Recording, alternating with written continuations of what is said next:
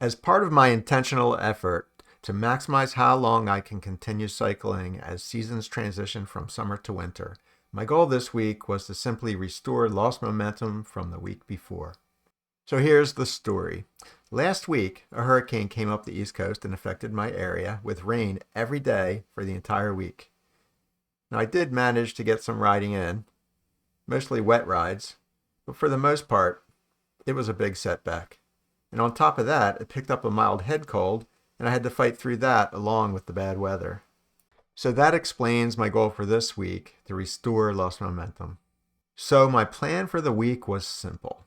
Ride every day at lunch and a longer ride one or both days over the weekend.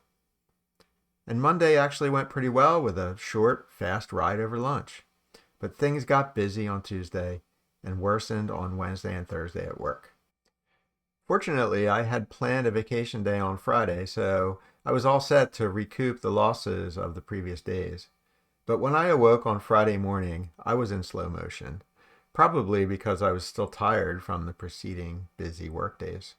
I knew I needed to ride in the morning because I had a lot to do later that day, but as the time approached to start the ride, I still hadn't even decided where I was going to ride.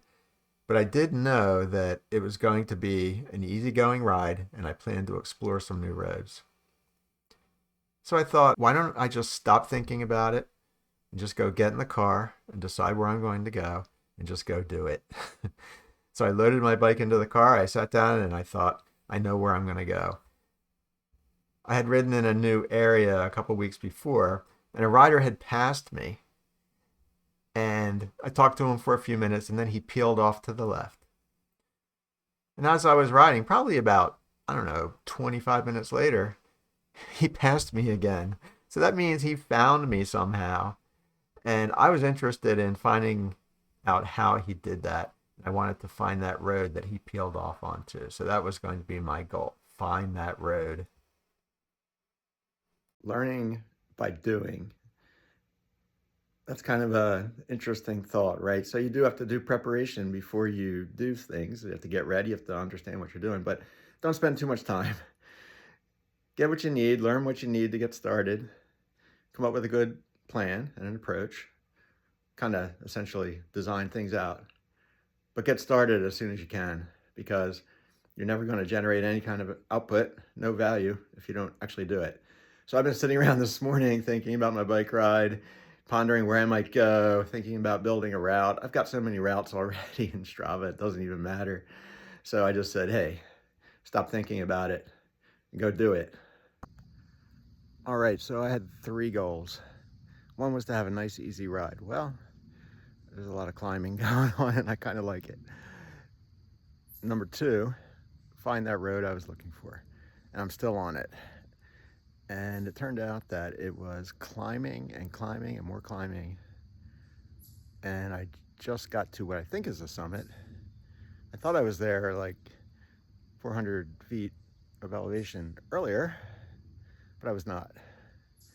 So that was great. And it's still beautiful out here. You can see it's just amazing. Look at this. Awesome stuff. And lastly, exploring. So I'm not lost yet, so I haven't quite achieved that. So I may get lost eventually. And I'm gonna bomb back down that climb right now.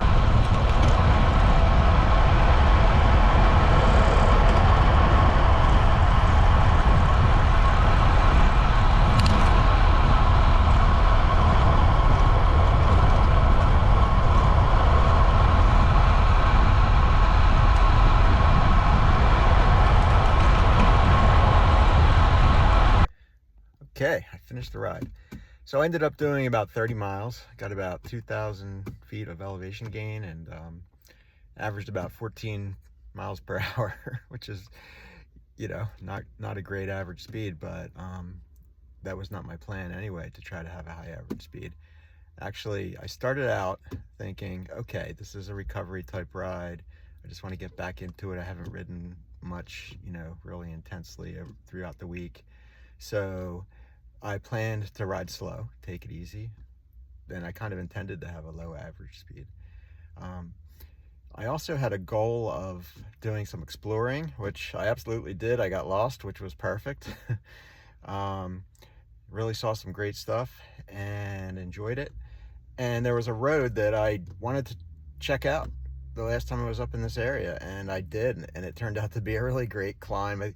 I think if I remember right, I think I probably had about 200 feet of elevation when I started that climb, and when I got back to the bottom of the hill, it was around 1,100 feet.